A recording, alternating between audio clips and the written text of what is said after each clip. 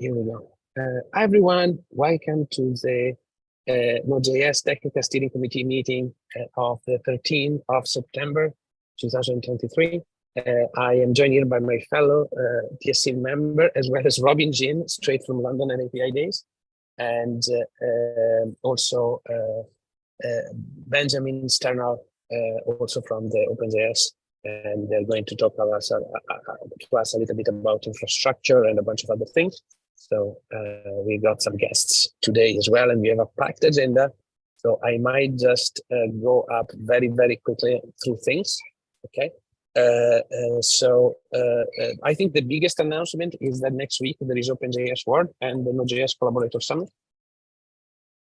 I don't know if anybody's, I'm not going, but all of you probably are, or most of you are. So please have fun and do a lot of productive session. As part of those announcements, I think we're also planning to do some little bit of some sessions on at NodeConf later in November, and we are planning to have a full small track, and I think we are going to do some stuff about testing and stuff like that. So okay, anyway, that's it. So I just want to go through, there are a couple of issues on the Node world. Okay, 1 second, sorry. Robin, do you prefer to go first, or will you, because we have some stuff to talk about and present, you and Benjamin, I think. Do you want to go first, or everybody else? We can go first. We're also waiting for Amit to talk about. Oh, okay, so you're waiting for Amit. So let's go and do some other stuff first. So let's talk about issue in Node.js-Node. Let's talk about issue 94478, a proposal for a new core module on WebSockets. So this is an interesting one, because essentially, given that we started the discussion earlier a few years back, that no, we're not getting any WebSockets implementation in Node. Now we're talking about adding 2 WebSockets implementation in Node. So we moved from 0 to 2 in a matter of a week or something, which is quite fun. Okay, at least for me. And there is this PR from PrettyDiff, which is a contributor, and that's it essentially.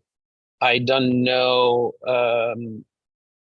what we if we want it or not, and what is the status of this.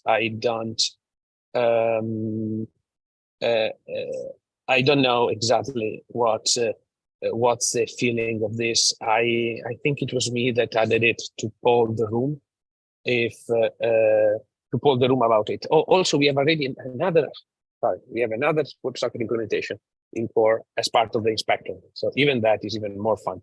So I don't know what people thinks about having WebSocket in core, and specifically this PR. Don't have much more to say. I don't know if anybody has some opinion here.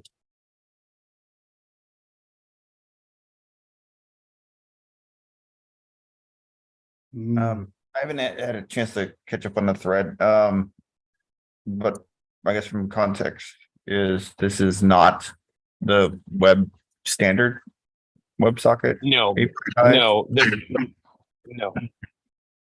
no, it's not. Okay, we are going to do the WebSocket, the standard WebSocket one in Node.js from Undici. So and soon, and then maybe switch to another implementation of standard WebSockets if a better one becomes available. Okay, but we have one in Undici which passes the WPT tests, so seems good enough. I mean, I understand that API is crap. I understand to get this in. I understand that the standard WebSocket API is crap and needs to go through evolution, but I don't think it really benefits anyone to have yet another WebSocket API.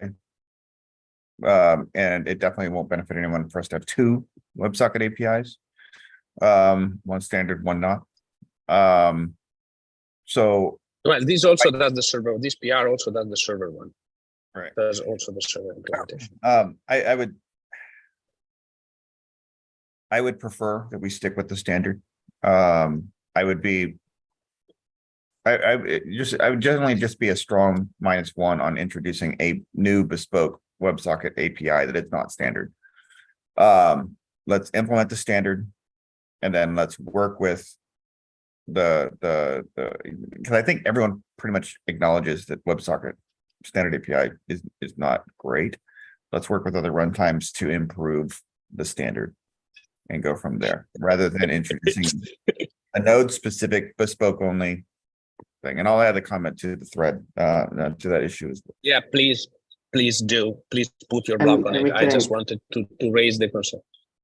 We can encourage that contributor to just publish the one that he has as a userland module. I don't think it necessarily needs to be in core. Yeah. So yeah, anyway, seems like we have some decision. I don't know if anybody feels strongly that we need to have that in core, the specific implementation in core. So I'm already blocking that PR, and the author, like I said, I prefer something battle tested rather than like rolling another extra implementation from scratch. And the author agreed. So I don't think anyone currently wants to land that. I think like they're looking on how to contribute to WebSocket in core. Okay, perfect. Okay, right. Amazing. Can you write those kind of things in the minutes, folks? Sorry, I am here on a little bit of a unflexible setup. I mean, maybe we could also comment on that PR that like there is TSC consensus that we want a WebSocket client in core, or a standard compliant WebSocket client in core, and that we either are leaning toward or choosing the Ondici one. But at least that way there's just some clarity for everybody else out there. Like, yes, you don't have to fight this battle anymore. Like, we've made the decision to, you know, WebSocket is going to become the next fetch, okay, etc. Yeah. Well, it is the next. It's probably ordered. I mean, I just want to make clear that, or at least this is my understanding, we will include the standard WebSocket, but we don't recommend people should use that. I don't think we can say that. I think it's fine for lots of use cases. Lots of people aren't using it as a server necessarily, so it would be fine for those use cases. It's also bad for clients, to be honest, but yeah. It's bad for everybody. Like, you know, in workers, we use WebSocket, the standard WebSocket, well, standard-ish. It's close, it's fairly close to the standard for both client and server side. And it works. It's not the best. It needs improvements. We need to work with the community to drive those improvements forward in the standard. But rolling out a new API without having a standardization strategy for it is just going to be a mess. Because if Dino does the same thing, if Bun does the same thing, right? It's just going to make things worse for everybody. I think we can make a recommendation like that once we have an alternative to specifically recommend instead. Like, yeah, if that there's alternative shouldn't necessarily be added to core, right? Having it as a standalone module that could be implemented on top makes more sense. Or something that is in core that's like to convert the standard one into some other version or something like that. Like Dino has a thing where they have the WebSocket global, but they also have Dino.ws or something, which is like a non-standard. I disagree. Wrapped version of it. There is already the WS. There is already the WS module that is so widely used and works so well. That's not a problem. Yeah. Okay. Okay. I'm conscious of time. We have a lot of things to cover. Okay. Wait a second. So, I just wanted to check. Is somebody needs to join from OpenSSF, Benjamin or some other? Amir. I don't see him. Can you ping him? Oh no, Amir isn't able to make this one. He's coming to the next. Okay. Yeah. Okay, So let's do you want to jump into? If you want to, Benjamin, jump into your stuff, so we cover that, and because we have some heated discussion following. Yeah.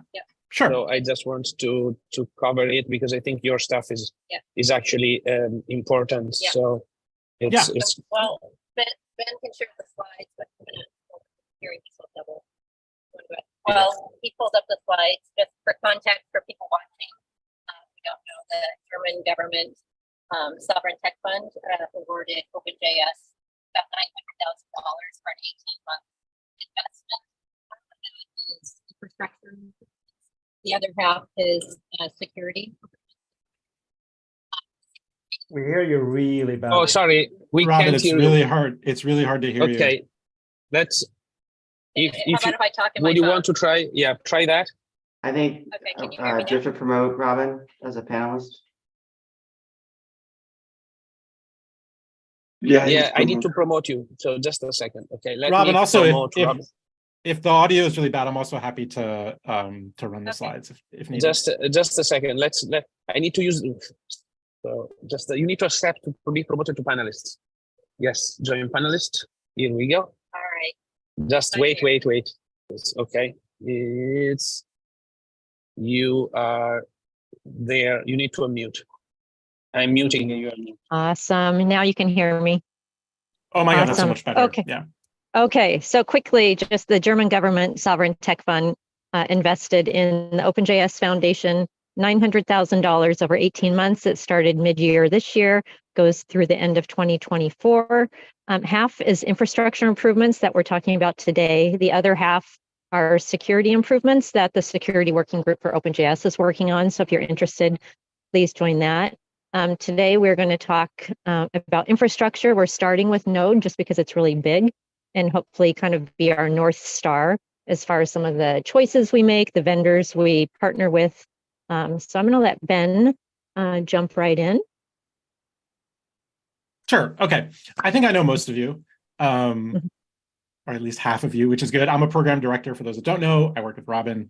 And so just a couple of slides. I promise this will be nice and short. But the goals that we have right now is we want to be sure that everyone on the Node TSC understands the model that LFIT is proposing. Super important. So feel free to ask questions during the presentation. Let's be really honest with each other and try to get everyone's questions answered.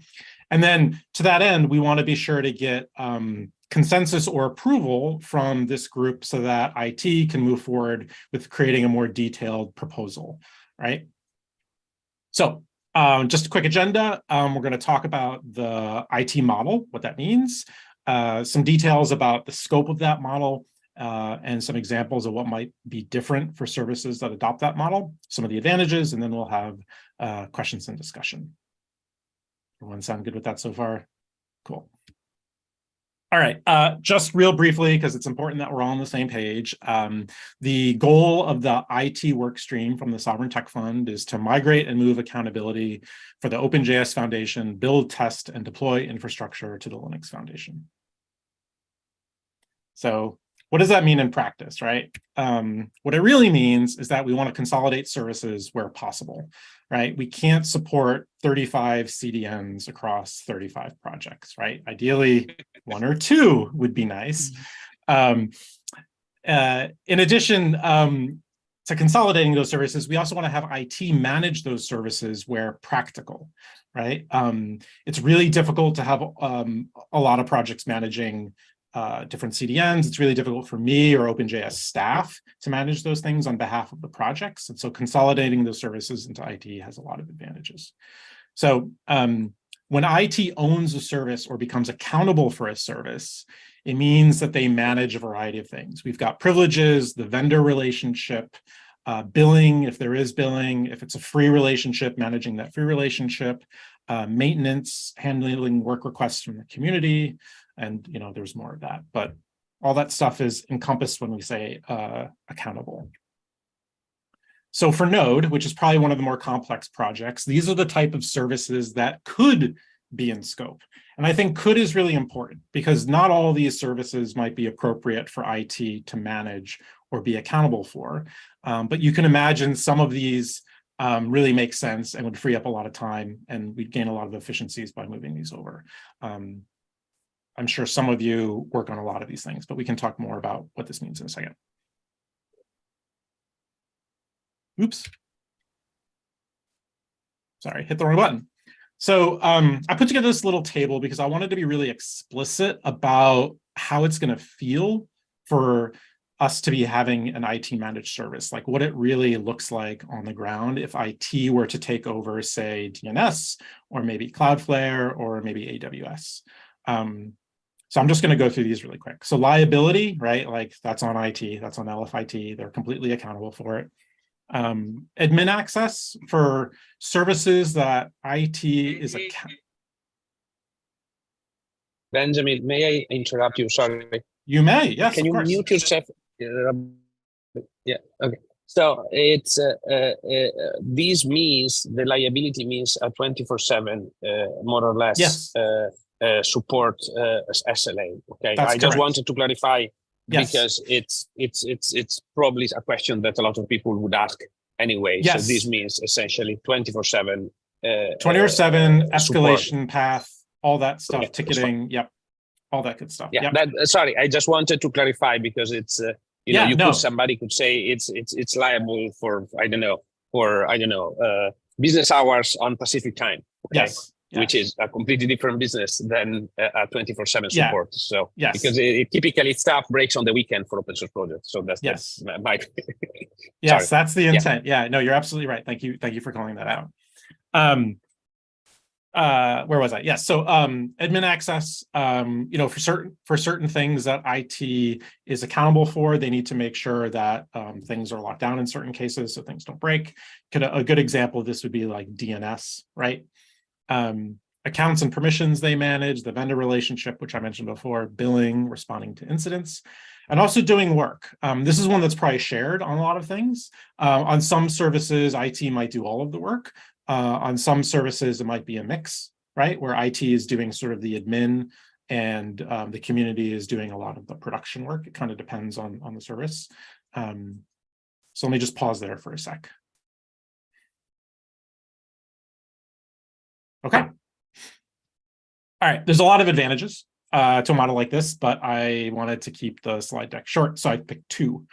First is that the consolidation of services, we get efficiencies. We get efficiencies with cost. We get efficiencies with knowledge, right? We're not having to learn every CDN in the world. Maybe we need to learn one or two.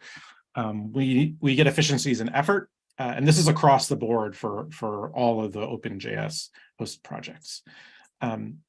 This is an interesting one for me to write. I was trying to think of like how to word this, like how does moving accountability to LFIT, like, you know, what's the trade-off there? And what I came up with is it trades dispersed ownership for safety and predictability, right? We have an organization whose job it is to keep these services up and running. It's not a single individual. We have people that maintain a long lifespan. We've got documentation requirements. So there's added safety and predictability in that service being up and running, and the longevity of that service. All right, so specifically to Node.js, where we are on this project. We've had a lot of meetings with OpenJS folks, with Node.js folks to understand the infrastructure, and it is complicated and it's taken a lot of time. So I did want to thank, I think some of you on this call have been helping with that. Richard's on the call. Big thank you to Richard and Ulysses and others. Yeah.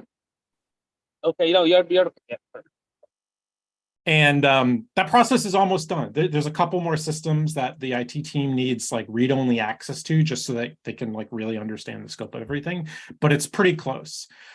So the next step is for them to come forward with a proposed future state, which is going to be a detail of, you know, here's all of the services that Node.js currently uses. Here's the recommendation from LFIT of what to do with them. And here's sort of a pro and con of what that looks like. And that'll be up for discussion, right?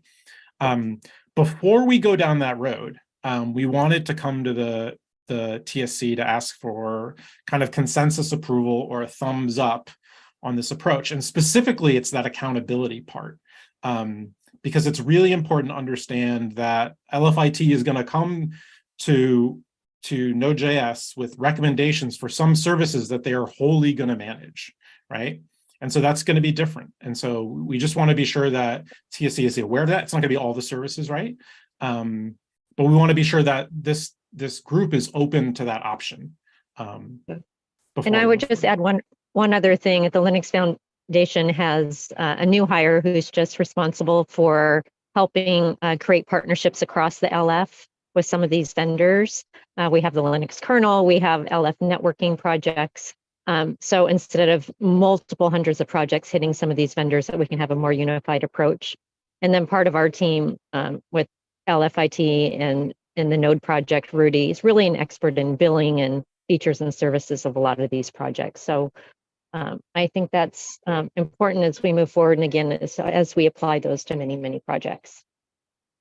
I just want to just clarify, because I may have just stuff, but when it comes to these various services like CDN or distributing art, you know, like release artifacts and all this kind of stuff, we're never going to have a situation where the Linux Foundation is going to come up and say you must do this, right? It's still, the decision is still going to be in the hands of the project itself. That's correct. Yes. Good. Mhm. So, something that's very important to note, okay, that happened in the past with other projects is at some point a relationship with a vendor might cease to exist. Like, for example, there was a change of CDN happening for jQuery, okay? And when those kind of changes happen, when a vendor decides not to sponsor the project anymore, of course, there is a mandated change to the project for external reason. Okay, so I'm not. Instead of coming straight from if for managed services, instead of coming straight from the project, it will come from the people on from the LFIT team.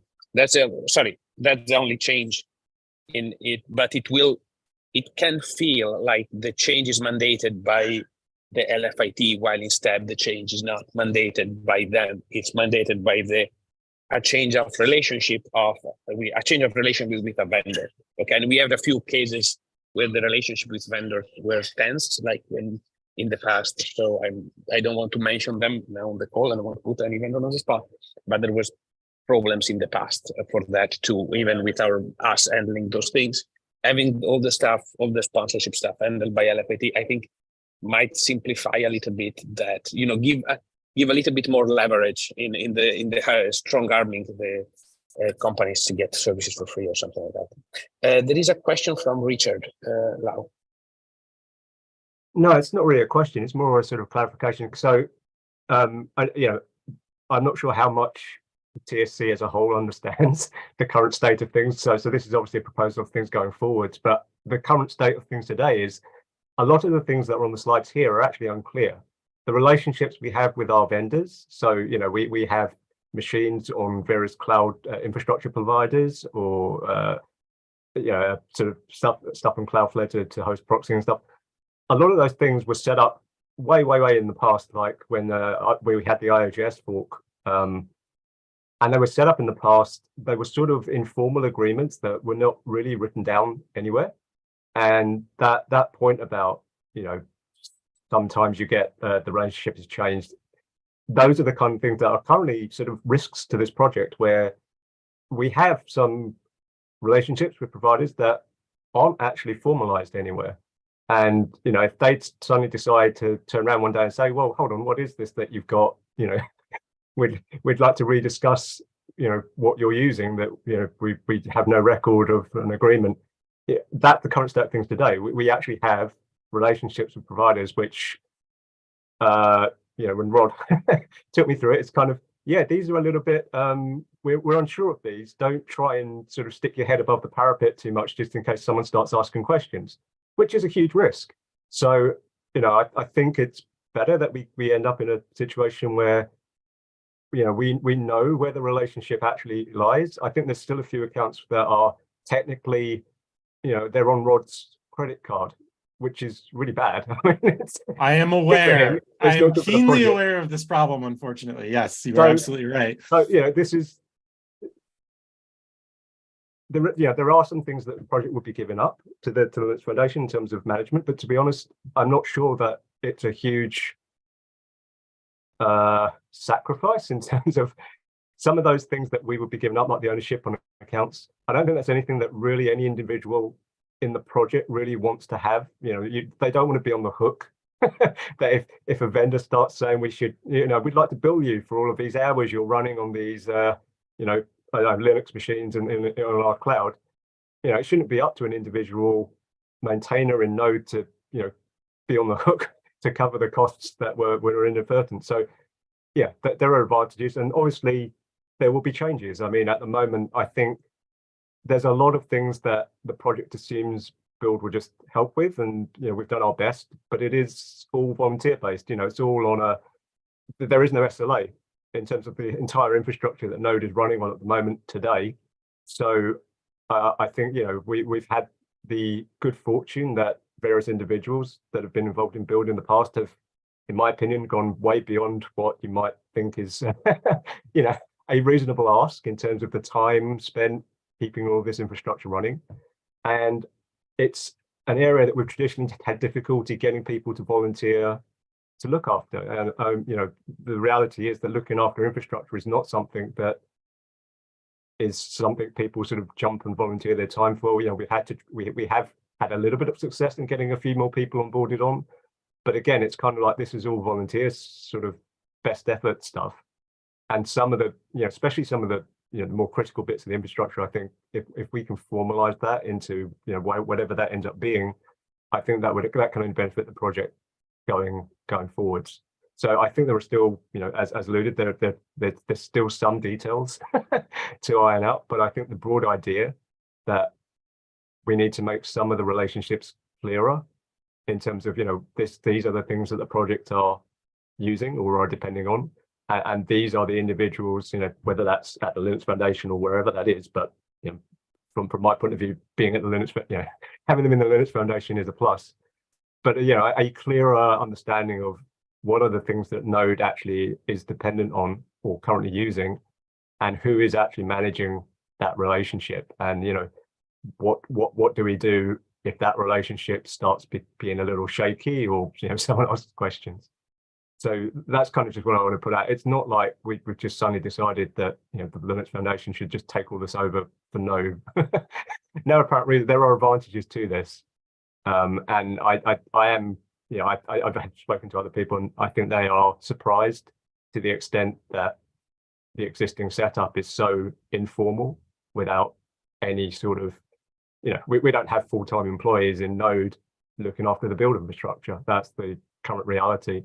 And we're basically at the moment relying on people making their time available on a best effort basis, which, can be a bit tricky sometimes. Richard, what does the rest of the build working group think about this? I have not heard any objections to this. Okay. So again, I think from the build working group perspective, the feeling is that there's a broad support, but some questions over the detailing. So how much of, for example, the machine setup, how much of that is purely Linux Foundation, or is there some in between where at the moment we're using Ansible scripts? This is like real minute detail now. It's like, do we still have set up by Ansible that maybe the community can contribute the changes to, but they would still need to go through the Linux Foundation for deployment? That's still things we need to sort out and sort of discuss. But equally, the general idea of handing over some of the responsibilities, because like I said, billing, I don't think anyone in the Build Foundation wants to be the billing contact for any of those accounts. So yeah, I mean, we are discussing it in the build working group. Yeah, no one's voiced an objection, but then some of the build working group are quite new to this, so they are being introduced to the uncertainty, and not been exposed to all of the warts, as it were, that are there under the. What I would recommend is to get that proposal out, okay, so that we can. I think that the devil is in the details for this kind of stuff, okay. Yep. So, and knowing is like, I personally don't think we can migrate all the things. Okay. However, there are certain things that would be better if we can get more professional 24/7 support on them, mostly because we have developers relying on those things being always online. Okay, there are the things that can be offline. Okay, like for some of the stuff can be community led or maintainer led. Some of the other stuff it's actually used by everybody in the world. So maybe we might want to do something for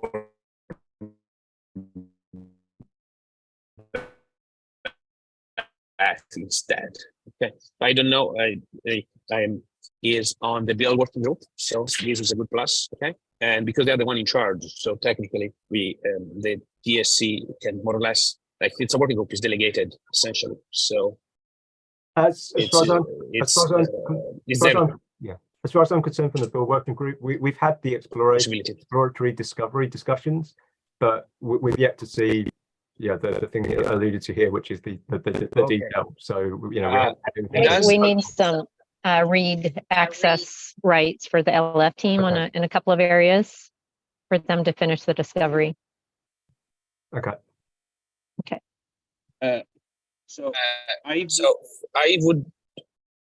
I'm asking.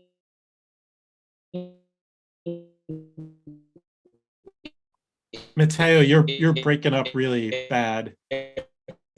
Yeah, we can't hear you. We can't hear you, Matteo. If anybody object to get a proposal, I have no way of saying. Can you guys speak on your Hello, side? can you hear me now? Yes, we can hear you on Robin's phone. Okay, so perfect. Does anybody object To what? We to didn't hear. having a proposal crafted by the LF18? No, so far everything sounds good to me.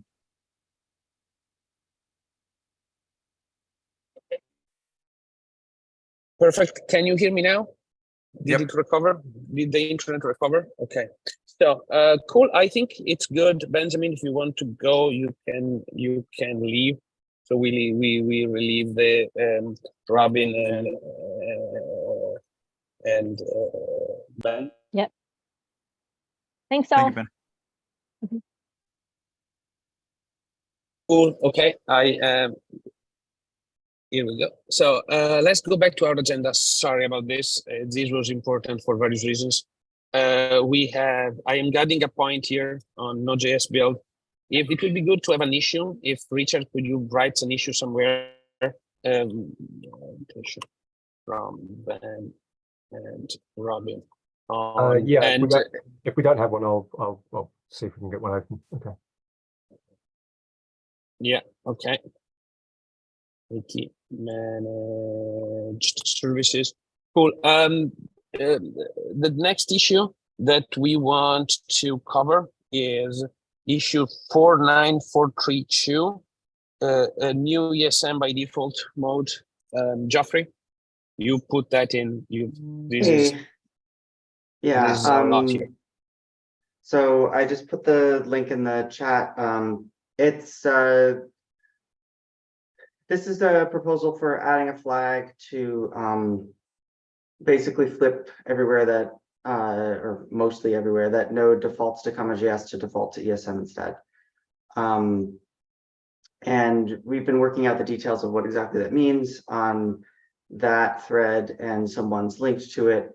But I think we pretty much have a consensus of what this looks like.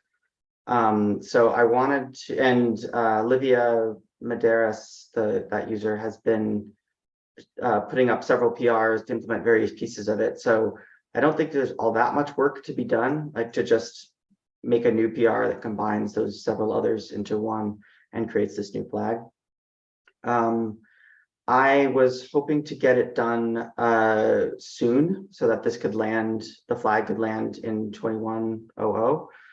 And then ultimately I'm thinking, like, if this goes well, if we get good user feedback in 21, we might want to make this the new default, and then the flag would opt out of it in a future December major, so maybe 22. So that's the plan. So just because it's a short time frame to try to get this done before 21, I wanted to bring it up here and make sure you're all aware of it and see if anyone had any concerns that could hopefully be addressed quickly. That's all. Oh, and then there's a second question about input type, but let me just stop there. Does any concerns or questions about what I've said so far?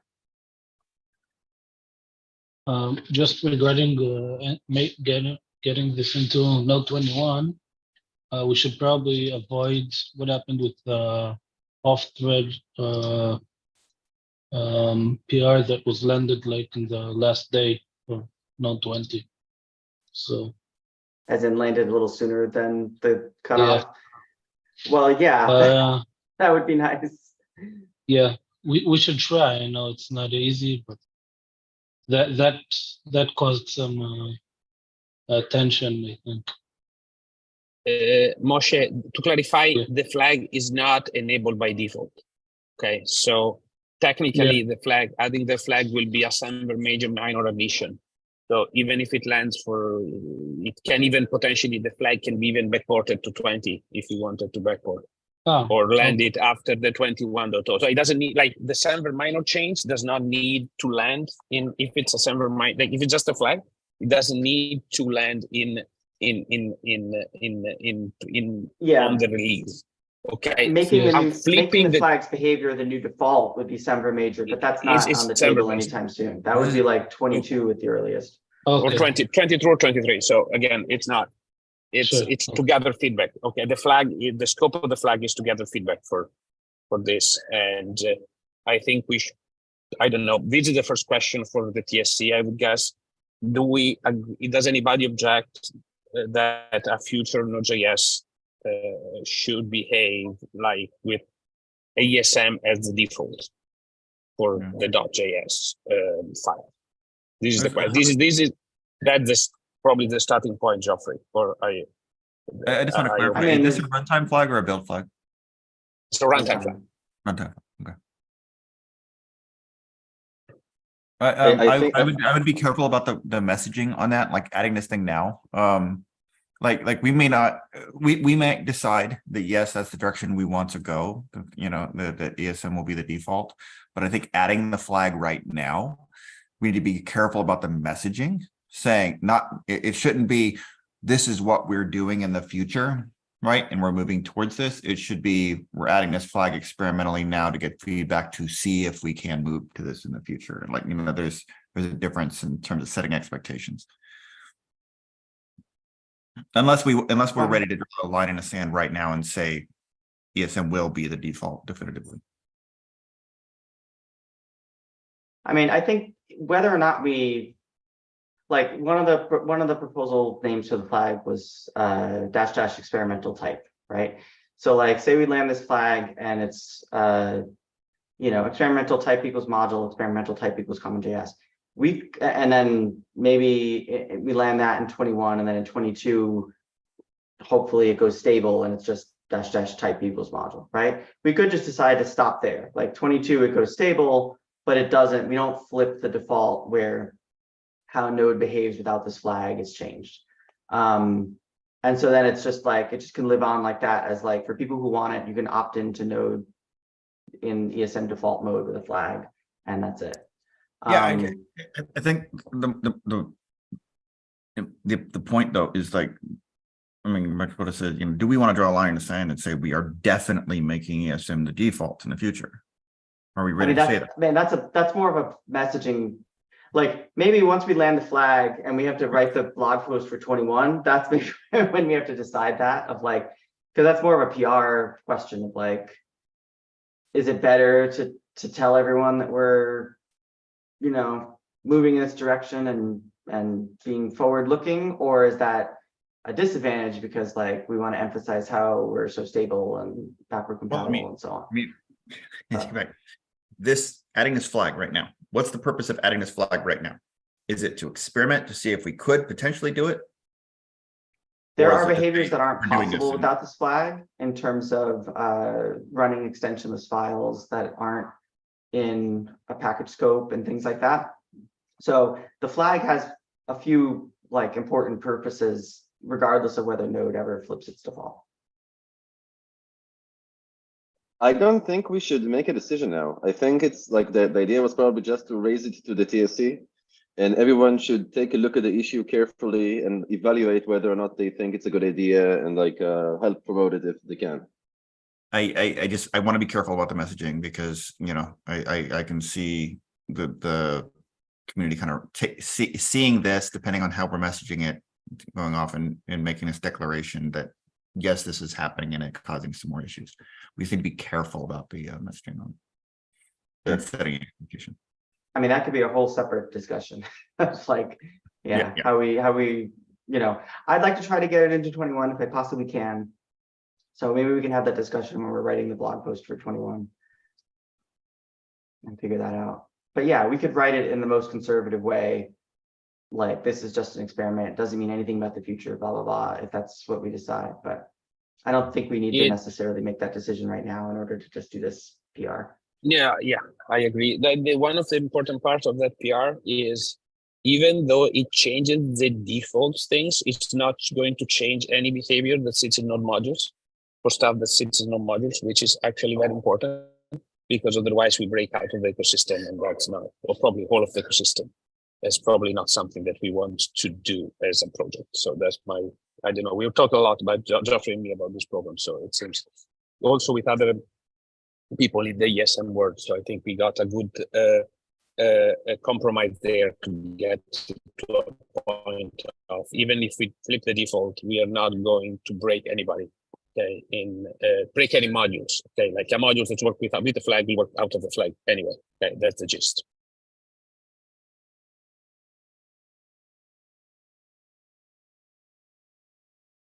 Okay. Is there anything else? So if you have any Geoffrey? concerns about it, and you know, and once you read it, please get back to me sooner than later, so that they can be addressed in time, so that I don't miss the 21 cutoff or skate in at the last day. And then what we could work on already, Geoffrey, is starting working on that announcement piece of this flag, because I think we got some attention, so we can start the bike shedding. As Joy said, we should start like bike shedding the release announcement on this topic. Like it's probably deserves a blog post on its own, almost, because it's an acknowledgement of it's an exploration of a possible future, essentially. So yeah, a lot of people will be happy. A lot of people will be happy. A lot of people will be less happy. So we need to be very careful here. So second question, which is hopefully a lot more minor question, is I posted an issue thread just about, okay, what do you want to name this flag? This is the bike shed thread, you know, have it out. And someone came up with an interesting idea, which was, rather than create a new flag, what if we just expanded what the -- input type flag does? And currently input type, there's input type equals module, input type equals .js, and that controls how Node treats --eval string, --print string, or standard in that's piped into Node, but that's all it does. So the proposal was, what if input type controlled all input, like how files are read, you know, like basically all the behaviors that I was proposing for this new flag. And then that just saves us from needing to create a new flag. So the question here is, I mean, I don't know what we would call it during the experimental phase, like experimental input type, I guess. But leaving that aside for a second, say we did just go with input type and just expand what this flag controls. Well, A, is that a good idea, or does anyone object to that? And B, if that's what we prefer, would that be considered a Semver major change? Because if so, I would probably prefer to just create a new flag so we could backport this to 20 rather than overload input type. So one could break someone's code if in some circumstances. I don't know. I'm trying to think of how it could. Like if they do input type equals module eval And then in the If we're not eval, sure, like, it won't, import a file off the file system or something like that. if we're not 100% sure, it won't break anything. So I'd consider it breaking.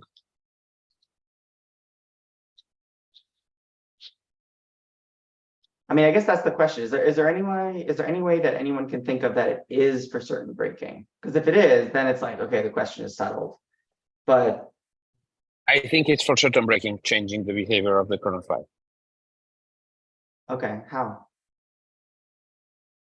Or you can get back to me later if you want, but okay, so I'm not in a good network condition to get you back right now. So yes, right. let's not debate on a very weekly, but okay, so then I'll just assume that I would like to have flag until someone can prove otherwise that it can't, that it isn't breaking.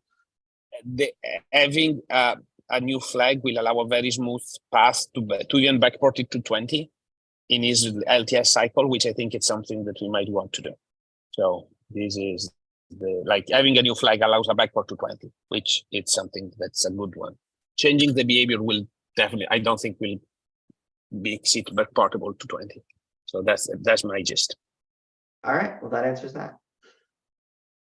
So yeah, all right, so that's it. Just please review it, and especially if you have any blocking concerns. That what I really want to avoid is having to deal with people I mean, at least from the TSC, people blocking this and then having to try to do a vote or whatnot. I don't know about the whole broader collaborators, but if I could at least get a consensus within the TSC, that would be fabulous. So that I can try to meet this deadline. All for doing the experiment to see, and then deferring the decision if we actually are going to make this switch later. So I mean, we wouldn't do that before April, so we got plenty of time to see how this feels once people start using it.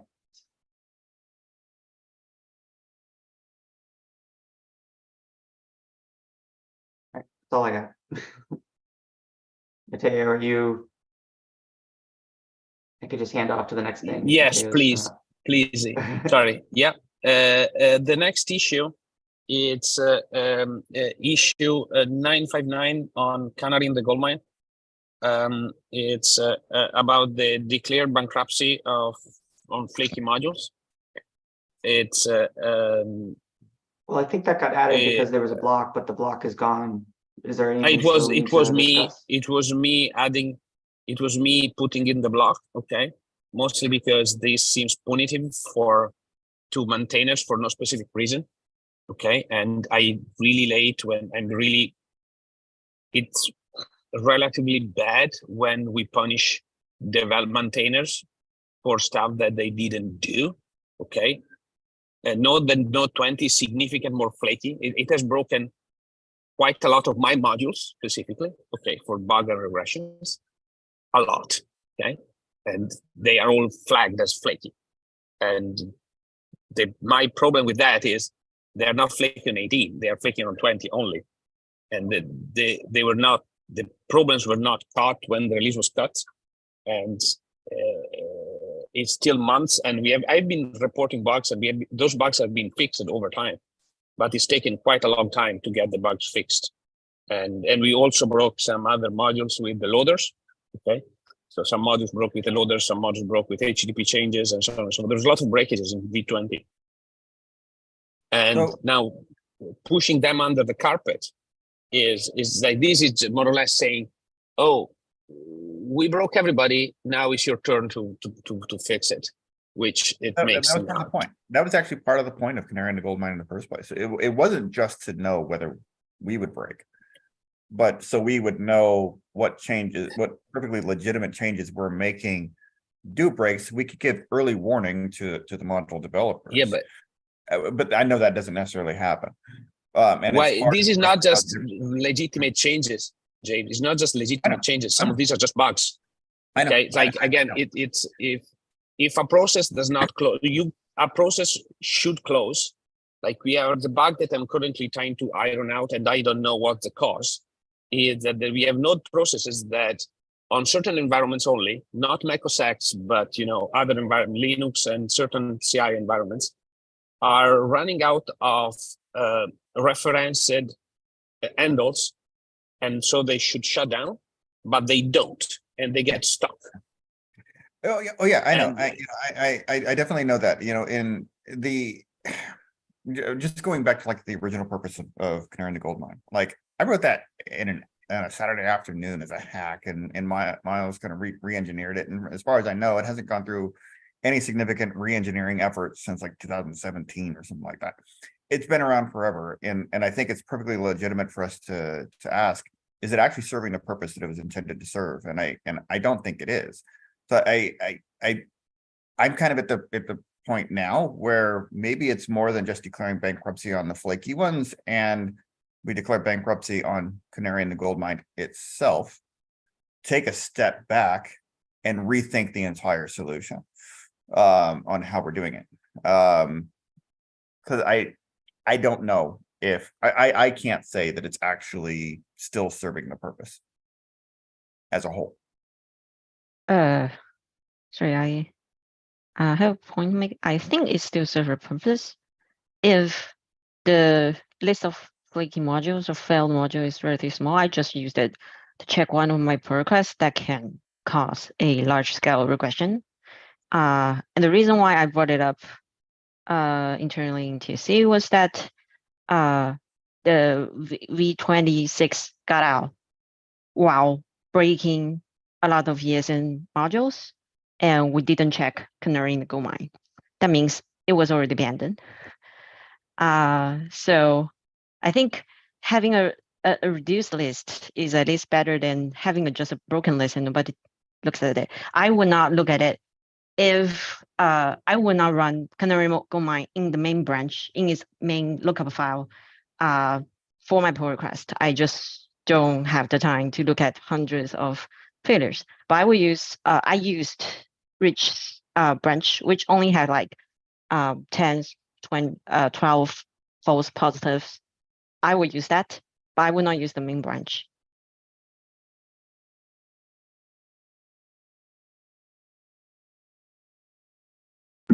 I agree. I think a smaller one is better than either a broken one or non-existent one.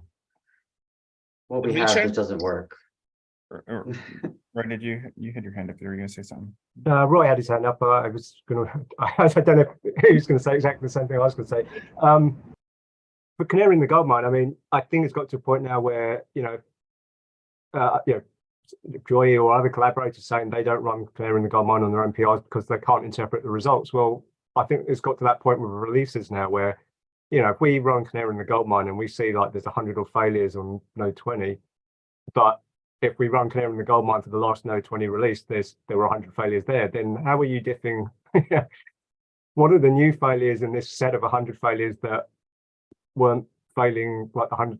And we've basically sleepwalked our way into a system where it is almost, it is really, really hard to interpret a Stitching result now. You run it, modules fail, and you're basically combing through because all the modules in Stitching do not report their test results in a consistent manner. But Stitching is just, it's just reporting that it's ran all these modules. And here's the output of these running the tests on these modules. And that output might be TAP, it might be some other, test runner format. But Stitching just basically says, yeah, it passed or it failed. That's notwithstanding things like, we do run modules in parallel, which most of the modules won't do in their own CIs. So, you take any individual module and you run their tests individually, well, they get exclusive use of whatever machine you're running on, but we run things in parallel and in the CI because otherwise the Stitching runs would take even longer than they would take at the moment. I think at the moment they take about 3 hours to run. And it would be even longer if we serialized that. So it's a balancing act between, what are we testing? How long is it going to take to test? How long are we actually going to allow for a Stitching run to run? Because you could easily say, we'll let it run for however long it takes to run. But I mean, who's going to sit there for, waiting for a day or two to get results out? And then the big point is the time taken to actually parse the results of failures and say, look, is that a real problem? Is that something we've introduced, or is that some flake because of a machine temporary issue with the machine or the test or the release itself? And I think that PR about bankruptcy is basically saying, look, it's not tenable now to ask people to hand sift their way through all those modules. Now, that does come with downsides, like, you know, the concern about, well, if we stop testing these modules now, then that means we've lost the coverage. So yes,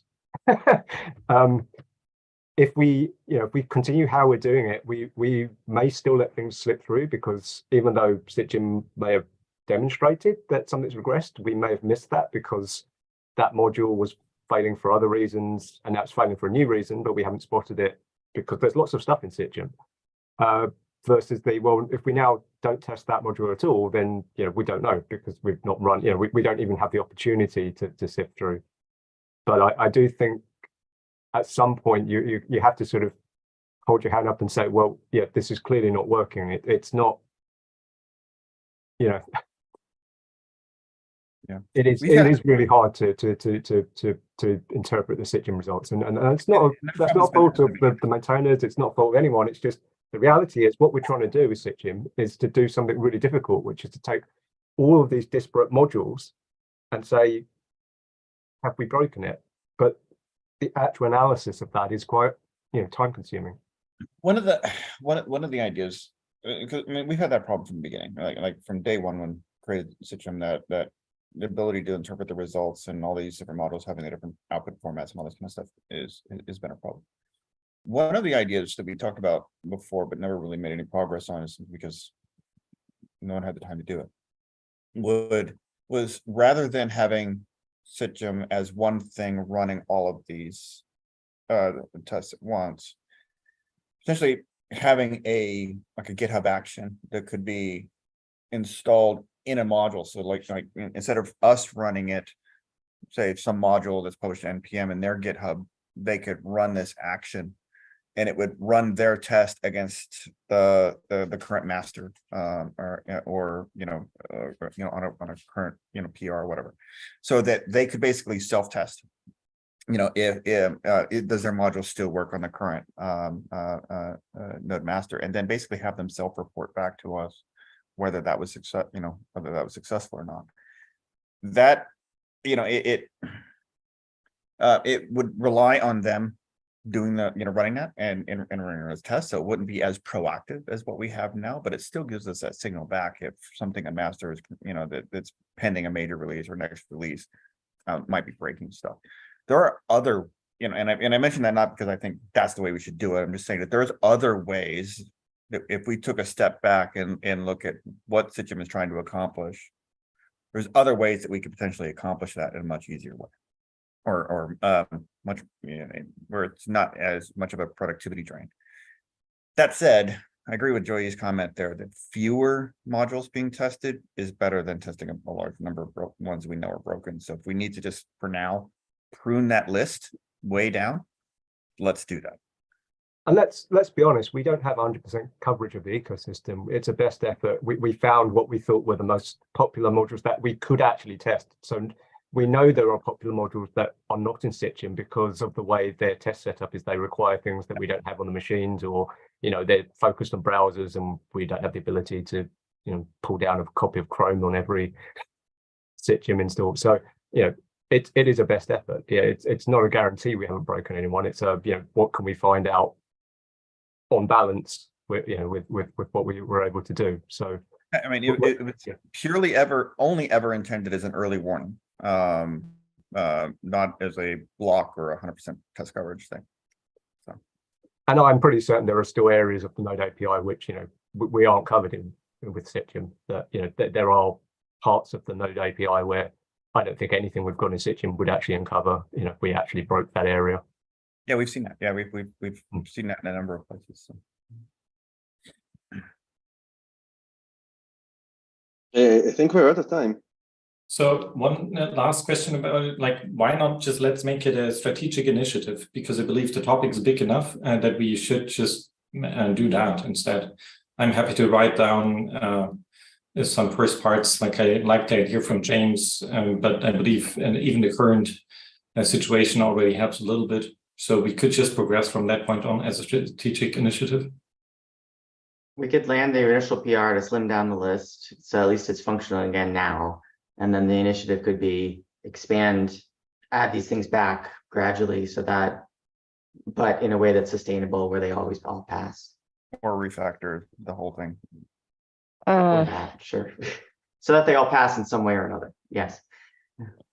I think for a strategic initiative work, you need a champion. And the problem with Cision is that it has no champion. Yep. That's why it's got to this shape.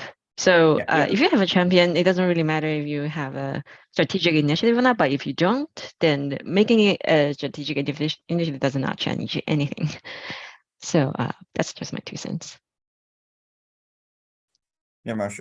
Yeah, your comment there makes a lot of sense. I mean, because this is something that, like, if we can work with the other runtimes and stuff and come up with something that is not just us, I think that's valuable to the ecosystem as a whole. Because it'd be great for module developers to know if any of the runtimes are breaking their code.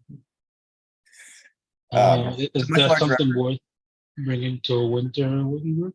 I mean, I can. It's kind of outside the scope of Winter CG, but I mean, we can raise the discussion just to show that people are interested. At the same time, though, I mean, I'm not interested in building solutions for other projects. So it's like, if it's something. No, that yeah, they wanna get I involved wouldn't in, do that. I wouldn't do it. if it's something that they want to I get wouldn't do that involved in, myself. great, but we need to proceed on our own first. I mean, it's an Okay. interesting idea. I think it's valuable, but I don't think it should hold us up.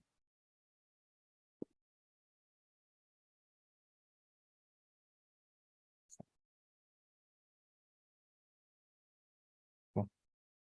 I know we are over time. Did we have any private business we need to switch over? I have something small I'd like to bring up. Public or private?